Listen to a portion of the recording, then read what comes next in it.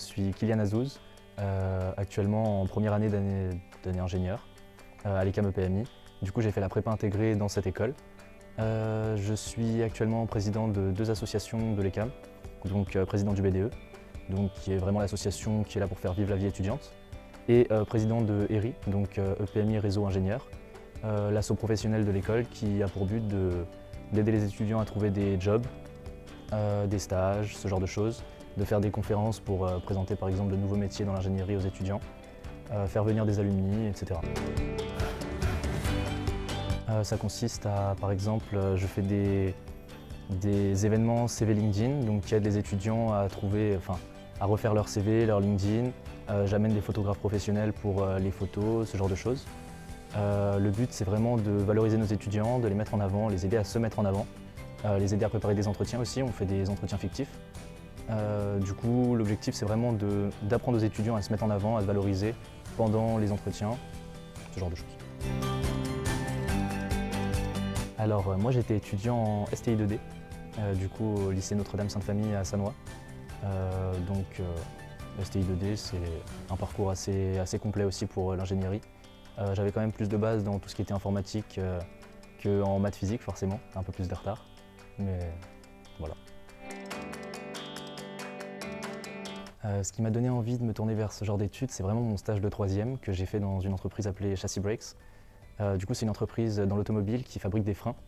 C'est le 3e plus grand fabricant de freins, enfin c'était à ce moment-là, à l'international. Et du coup, ils ont été rachetés par Hitachi, donc c'est plus la même boîte maintenant. Et en fait, j'ai découvert tous les métiers de l'ingénierie.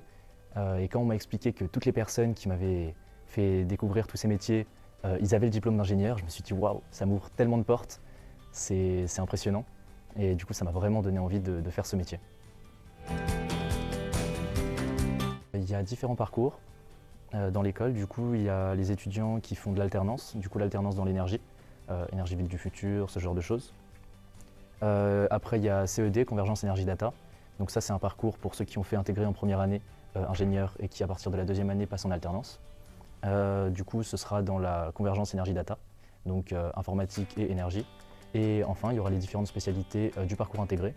Du coup, il y a des spécialités dans tout ce qui est productique, tout ce qui est informatique et tout ce qui est énergie. Et ce parcours, c'est parce que j'ai vraiment envie d'avoir un parcours généraliste.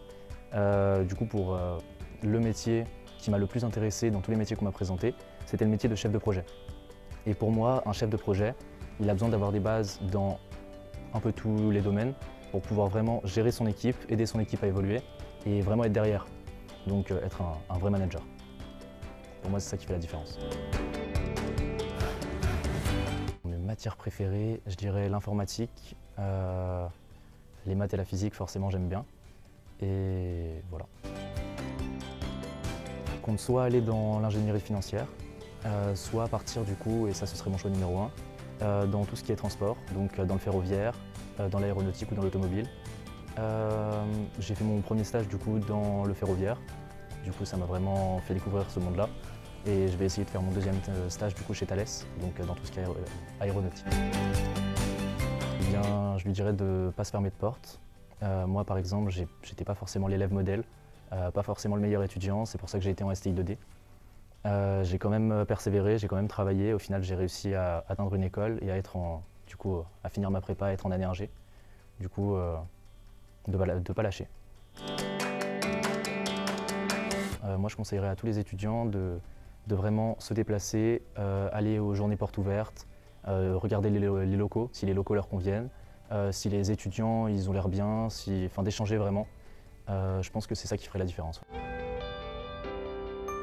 De se renseigner, parce qu'ingénieur c'est assez large. Un ingénieur ça peut travailler dans tout. Vraiment se renseigner sur ce qui l'intéresse, travailler dans quelque chose qui l'intéresse. Ce qui est vraiment bien en tant qu'ingénieur, c'est que, comme je disais, ça ouvre énormément de portes. On peut aller dans le commerce, la finance, des métiers beaucoup plus techniques, des métiers de management. Du coup, vraiment essayez un peu de tout et voyez ce qui vous intéresse le plus. J'ai vraiment envie de mener un projet de A à Z, du coup d'être chef de projet. J'ai envie qu'on me confie un projet, de gérer mon équipe et de mener ce projet à bien.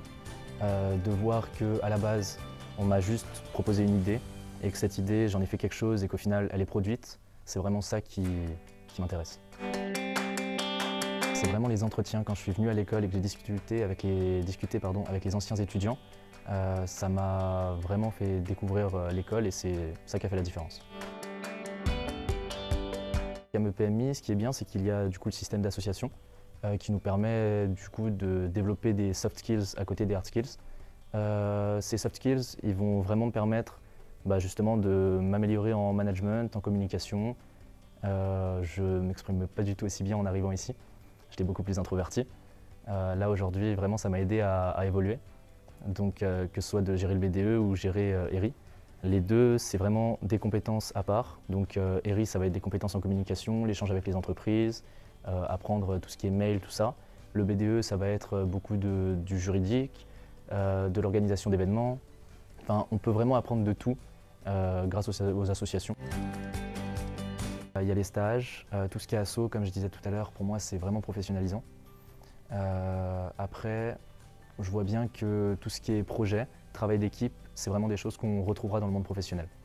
Donc ça, le fait d'apprendre à travailler ensemble, c'est vraiment quelque chose d'important pour un ingénieur. On dit également qu'il faut être un ingénieur agile.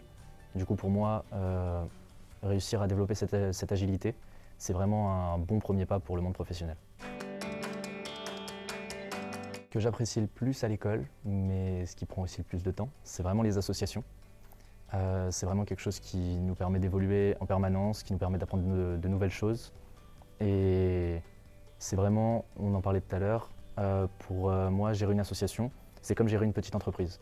Du coup, c'est vraiment une bonne manière d'apprendre le monde professionnel.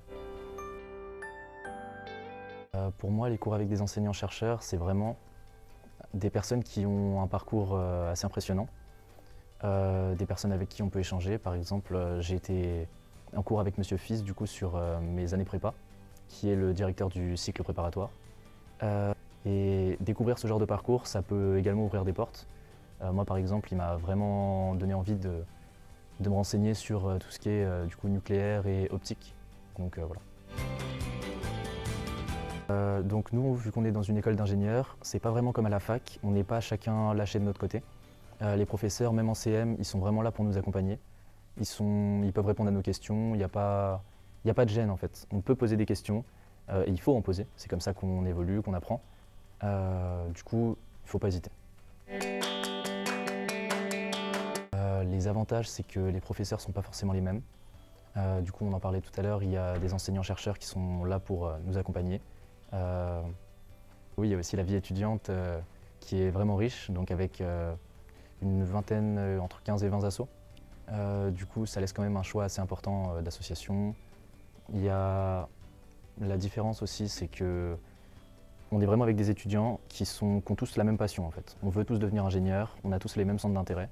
Du coup, c'est assez intéressant. La différence entre le lycée où chacun cherche un peu ce qu'il veut faire, et là, on rentre vraiment dans le dur, le sérieux.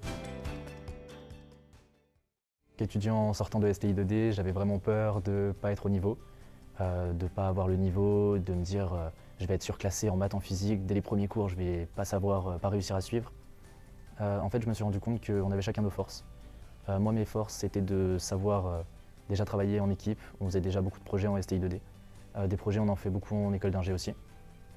J'avais également des bonnes bases en informatique et au final en maths et physique, c'est vrai que j'étais légèrement derrière, mais l'école était là pour nous accompagner. On avait des cours de soutien du coup en première année pour nous aider à remonter le niveau. Et du coup avec ces cours, il n'y a pas eu de souci, j'ai réussi à remonter la pente et à finir mes années.